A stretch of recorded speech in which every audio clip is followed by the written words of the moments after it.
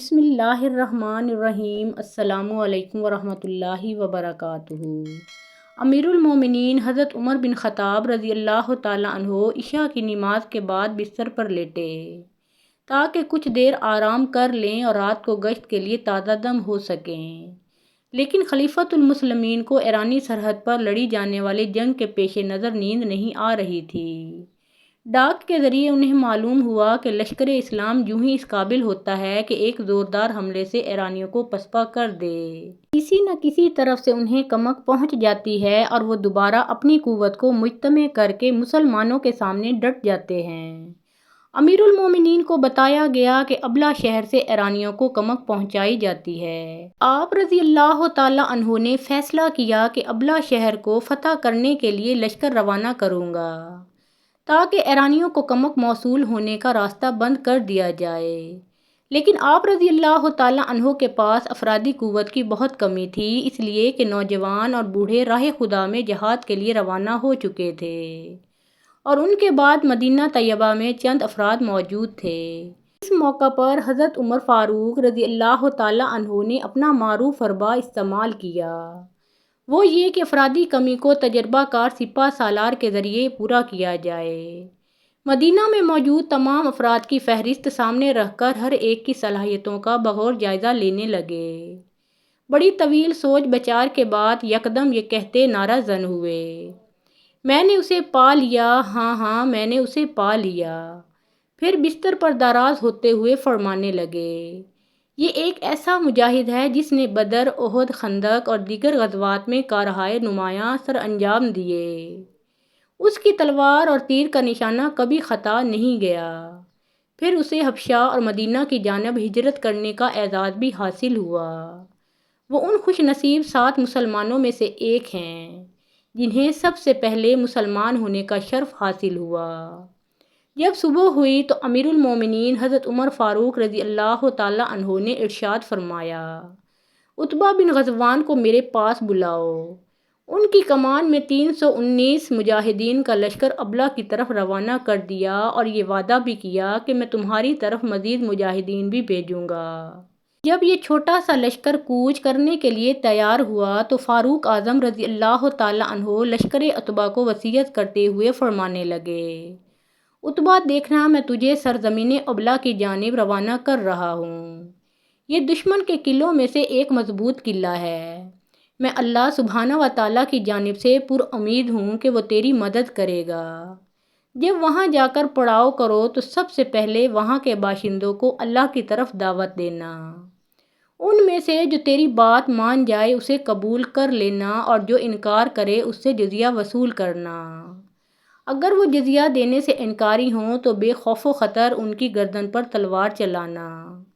اے عتبہ، اپنے منصب کا خیال رکھنا، اللہ سے ڈرتے رہنا، کبر و نخوت سے بچنا، کہیں یہ تمہاری آخرت خراب نہ کر دیں۔ اس بات کو اچھی طرح ذہن نشین کر لو، تجھے رسول اللہ صلی اللہ علیہ وآلہ وسلم کی صحبت کا اعزاز حاصل ہے۔ اللہ تعالیٰ نے تجھے ذلت کے بعد عزت دی، کمزوری کے بعد قوت عطا کی۔ تم اس وقت لشکر کے امیر اور ہر دل عزیز قائد ہو۔ تم جو بات کہو گے اسے غور سے سنا جائے گا، تم جو حکم دو گے اسے بلا چوں چراں مانا جائے گا۔ دیکھنا کہیں اس نعمت کو غلط استعمال نہ کر بیٹھنا کہ آخرت میں پچھتانا پڑے گا۔ اللہ مجھے اور تمہیں اپنی پناہ میں رکھے۔ حضرت عتبہ بن غزوان رضی اللہ تعالیٰ عنہ اپنا یہ لشکر لے کر روانہ ہو گئے۔ اس لشکر میں ان کی اہلیہ کے علاوہ دیگر 5 مجاہدین کی بیگمات بھی شامل تھیں۔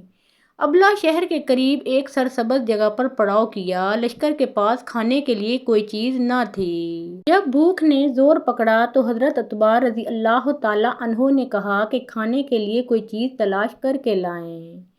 وہ خوراک تلاش کرنے کے لیے چل پڑے تاکہ بھوک کا مداوع ہو سکے۔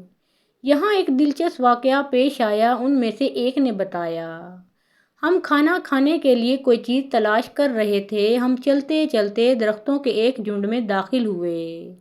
وہاں 2 مٹکے پڑے ہوئے تھے، ایک میں کھجوریں تھیں اور دوسرے میں سفید رنگ کے چھوٹے چھوٹے دانے تھے جن پر زرد رنگ کا چھلکا تھا۔ ہم دونوں مٹکے اٹھا کر لشکر کے پاس لے آئے۔ ہم میں سے ایک ساتھی نے اس مٹکے کو دیکھا جس میں سفید رنگ کے دانے تھے۔ وہ کہنے لگا، یہ تو زہر ہے جو دشمن نے تمہارے لیے تیار کر رکھا ہے۔ اس کے قریب نہ جانا۔ ہم کھجوروں کی طرف لپکے اور انہیں کھانا شروع کر دیا۔ اتنے میں ایک گھوڑا اپنی رسی تڑوا کر سیدھا اس مٹکے کی طرف آیا اور انہیں کھانا شروع کر دیا۔ باخدا ہم نے ارادہ کیا کہ اس گھوڑے کو ذبح کر دیں ورنہ زہر سے اس کی موت واقع ہو جائے گی۔ ایک ساتھی نے کہا، رہنے دیجیے، میں رات بھر پہرا دوں گا، اگر مرنے لگا تو پھر میں اسے فوراً ذبح کر دوں گا۔ جب صبح ہوئی تو دیکھا کہ گھوڑے کو کچھ بھی نہیں ہوا۔ تو میری بہن نے کہا، بھائی جان، میں نے اپنے والد سے سنا ہے، وہ فرمایا کرتے تھے کہ زہر کو اگر آگ بھر بھون دیا جائے تو اس سے کچھ نقصان نہیں ہوتا۔ پھر بہن نے تھوڑے سے دانے لیے، ہنڈیا میں ڈالے اور نیچے آگ جلا دی۔ تھوڑی دیر کے بعد کہنے لگی، آؤ دیکھو ان کا رنگ کس طرح سرخ ہو گیا ہے اور چھلکا اتر رہا ہے، اندر سے سفید رنگ کے دانے برآمد ہو رہے ہیں۔ ہم نے کھانے کے لیے وہ دانے ایک پیالے میں ڈالے تو امیر لشکر نے ارشاد فرمایا، اللہ کا نام لے کر کھاؤ۔ ہم نے کھائے تو بڑا مزہ آیا۔ بعد میں ہمیں پتہ چلا کہ اس کا نام چاول ہے۔ ابلا، جسے فتح کرنے کے لیے حضرت عتبہ بن غزوان رضی اللہ تعالیٰ عنہ نے اپنے چھوٹے سے لشکر کے ساتھ چڑھائی کی تھی۔ دجلہ کے کنارے پر واقع یہ ایک محفوظ شہر تھا۔ ایرانیوں نے یہاں اسلحہ اکٹھا کرنے کے لیے اسٹور بنا رکھا تھا اور قلعہ کے برجوں پر اپنے دشمن پر نگاہ رکھنے کے لیے رصد گاہیں بنا رکھی تھیں۔ ان تمام تر انتظامات اور اپنی افرادی قوت اور اسلحہ کی کمی کے باوجود حضرت عتبہ بن غزوان رضی اللہ تعالیٰ عنہ کی جنگی کارروائی کے راستے میں کوئی چیز رکاوٹ نہ بنی۔ آپ رضی اللہ تعالیٰ عنہ کے ہمراہ لشکر میں صرف 600 جنگجو تھے۔ تلواروں اور نیزوں کے علاوہ کوئی اسلحہ نہیں تھا۔ اب صرف خدا داد صلاحیتوں سے ہی کامیابی حاصل ہو سکتی ہے۔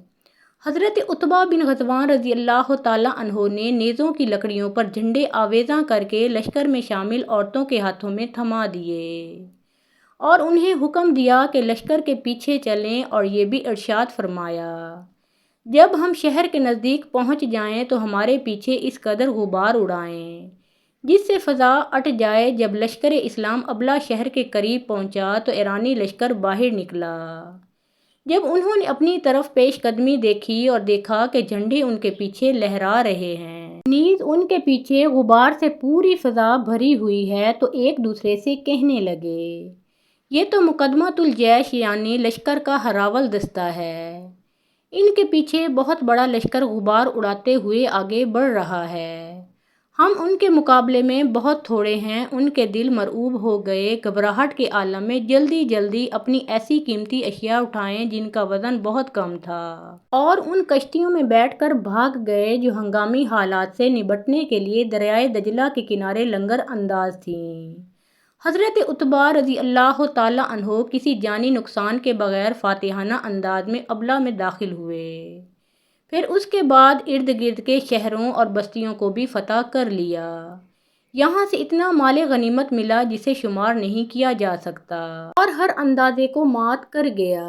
یہاں تک کہ کامیابی کے بعد ایک مجاہد مدینہ منورہ واپس لوٹا تو لوگوں نے اس سے پوچھا، ابلا میں مسلمانوں کا کیا حال ہے؟ تو اس نے کہا، بھلا کس چیز کے بارے پوچھتے ہو؟ اللہ کی قسم، میں انہیں اس حال میں چھوڑ کر آیا ہوں کہ سونے اور چاندی میں کھیلتے ہیں۔ لوگ پروانہ وار ابلا میں رہائش اختیار کرنے کے لیے دوڑے چلے آ رہے ہیں۔ اس موقع پر حضرت عتبہ بن غزوان رضی اللہ تعالیٰ عنہ نے سوچا کہ لشکر اسلام کا ان مفتوحہ شہروں میں زیادہ دیر ٹھہرنا انہیں آرام طلب بنا دے گا، اور یہ مجاہد یہاں کے باشندوں کی عادات اپنا لیں گے اور ان کے جنگی عزائم ماند پڑ جائیں گے۔ تو انہوں نے امیر المومنین حضرت عمر فاروق رضی اللہ تعالیٰ عنہ کی طرف خط لکھا اور ان سے بصرہ شہر آباد کرنے کی اجازت طلب کی اور مجوزہ جگہ کی نشاندہی بھی کر دی۔ امیر المومنین رضی اللہ تعالیٰ عنہ نے انہیں یہ شہر آباد کرنے کی اجازت دے دی۔ حضرت عتبہ بن غزوان رضی اللہ تعالیٰ عنہ نے اس نئے شہر کا نقشہ بنایا۔ سب سے پہلے ایک بہت بڑی مسجد تعمیر کی۔ اس مسجد کو اسلام کی سربلندی کے لیے اپنی تمام تر مساحی کے ساتھ مرکز بنایا۔ یہیں پر جہاد فی سبیل اللہ کے لیے قبیلے ترتیب دیے جاتے۔ مسجد کے ذریعے ہی انہوں نے دشمن خدا پر غلبہ حاصل کیا، اس لیے شہر میں فوجیوں نے اپنے گھر بھی تعمیر کیے، لیکن حضرت عتبہ بن غزوان رضی اللہ تعالیٰ عنہ نے اپنا گھر نہیں بنایا، اور آپ رضی اللہ تعالیٰ عنہ نے ہمیشہ خیمے میں ہی رہائش رکھی اور اپنے تئیں اس پر خوش تھے۔ حضرت عتبہ بن غزوان رضی اللہ تعالیٰ عنہ نے دیکھا کہ بصرہ میں رہائش پذیر مسلمانوں کے دلوں میں ایسی دنیا در آتی ہے جس سے انسان کا دل غافل ہو جاتا ہے۔ انہوں نے دیکھا کہ تھوڑا عرصہ پہلے وہ لوگ جو چاول جیسے کھانے سے بھی ناآشنا تھے، وہ اب ایرانیوں کی طرح لذیذ کھانوں سے لطف اندوز ہو رہے ہیں۔ انہیں اس دنیا سے اپنے دین کا خطرہ لاحق ہوا اور دنیا سے اپنی آخرت خراب ہونے کا اندیشہ پیدا ہوا، تو لوگوں کو کوفہ کی مسجد میں جمع کیا اور یہ خطاب فرمایا: لوگوں، یہ دنیا ختم ہونے والی ہے، تم یہاں سے ایک ایسے گھر کی طرف منتقل ہونے والے ہو جس پر کوئی زوال نہیں ہوگا، تو وہاں نیک اعمال لے کر جاؤ۔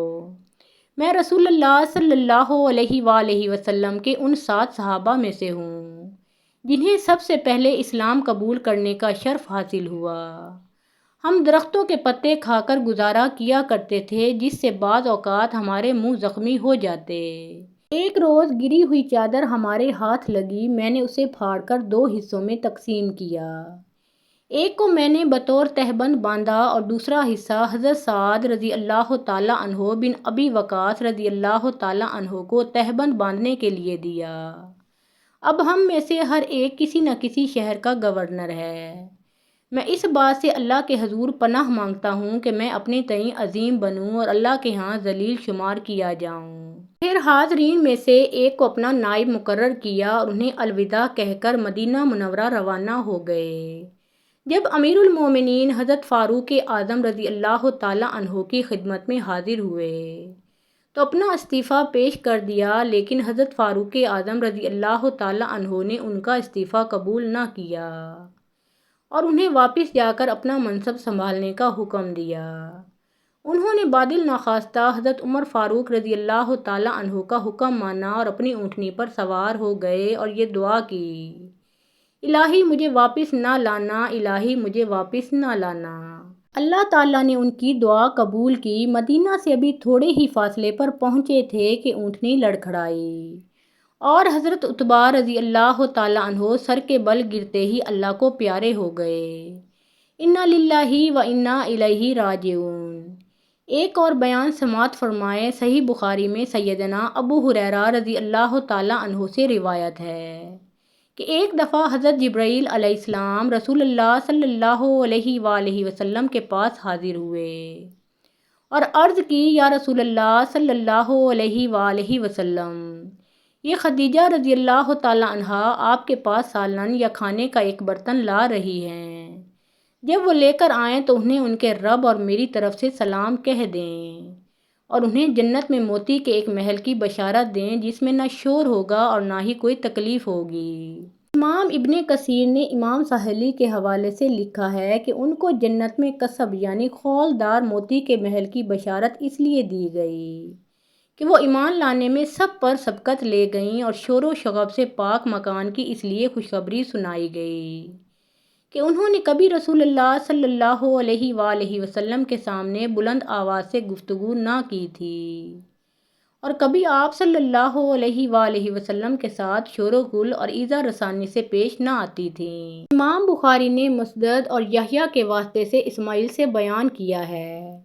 وہ کہتے ہیں، میں نے عبداللہ بن ابی اوفی سے پوچھا کہ کیا رسول اللہ صلی اللہ علیہ وآلہ وسلم نے سیدہ خدیجہ رضی اللہ تعالیٰ عنہا کو جنت کی خوشخبری سنائی تھی؟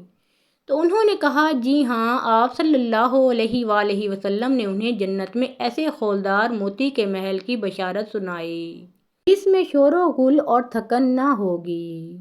حضرت سیدہ عائشہ صدیقہ رضی اللہ تعالیٰ عنہا فرماتی ہیں کہ میں نے آپ صلی اللہ علیہ وآلہ وسلم کی ازواج مطہرات میں سے کسی کے بارے میں اس قدر غیرت اور رشک کا اظہار نہیں کیا جس قدر سیدہ خدیجہ رضی اللہ تعالیٰ عنہا کے بارے میں کرتی تھی، حالانکہ وہ میری شادی سے پہلے وفات پا چکی تھیں۔ میرے اس قدر رشک کی وجہ یہ تھی کہ آپ صلی اللہ علیہ وآلہ وسلم ان کو بکثرت یاد فرماتے تھے۔ اللہ تعالیٰ نے آپ صلی اللہ علیہ وآلہ وسلم کو انہیں جنت میں خولدار موتی کے محل کی خوشخبری دینے کو بھی کہا۔ سیدہ خدیجہ رضی اللہ تعالیٰ عنہا رسول اللہ صلی اللہ علیہ وآلہ وسلم کے ساتھ 24 یا 25 سالہ رفاقت بلا شبہ آپ صلی اللہ علیہ وآلہ وسلم کے لیے حق تعالیٰ کی طرف سے ایک گراں نعمت تھی۔ ہر آڑے وقت میں انہوں نے آپ صلی اللہ علیہ وآلہ وسلم کا ساتھ دیا۔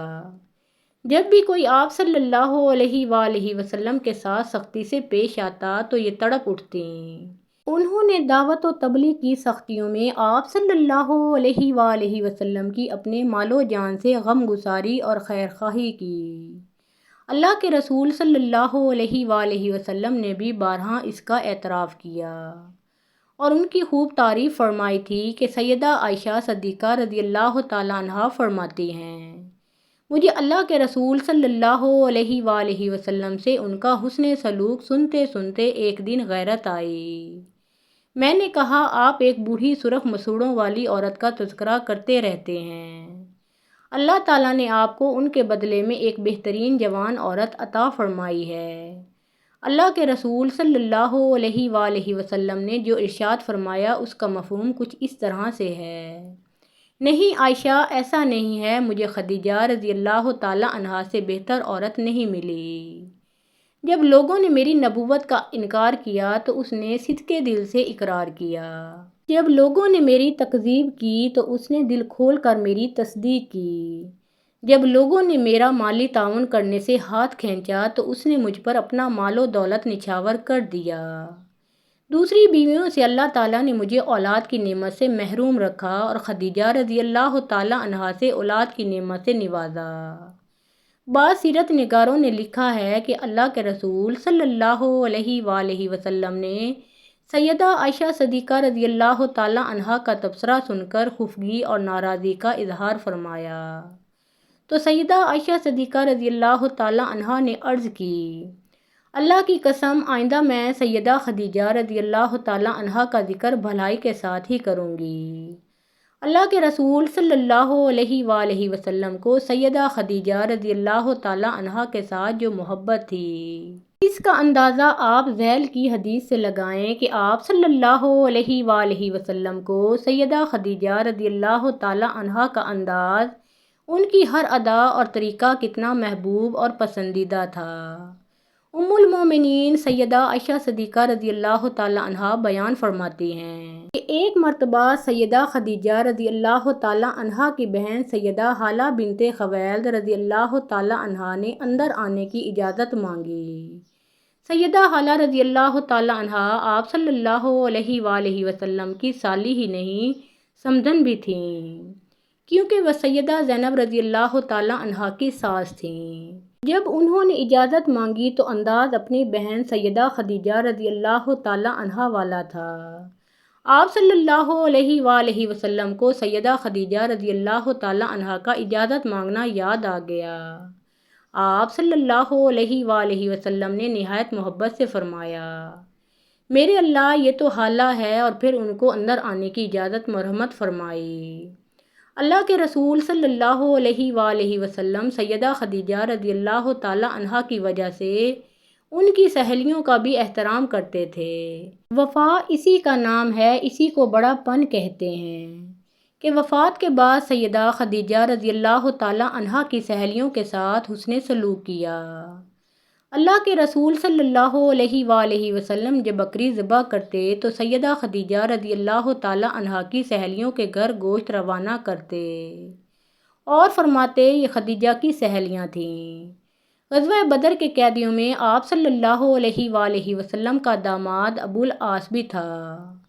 آپ کی بیٹی سیدہ زینب رضی اللہ تعالیٰ عنہا نے مکہ سے اپنے خاوند کو چھڑوانے کے لیے فدیے میں وہ ہار بھیجا جو انہیں خدیجہ رضی اللہ تعالیٰ عنہا نے رخصتی کے موقع پر دیا تھا۔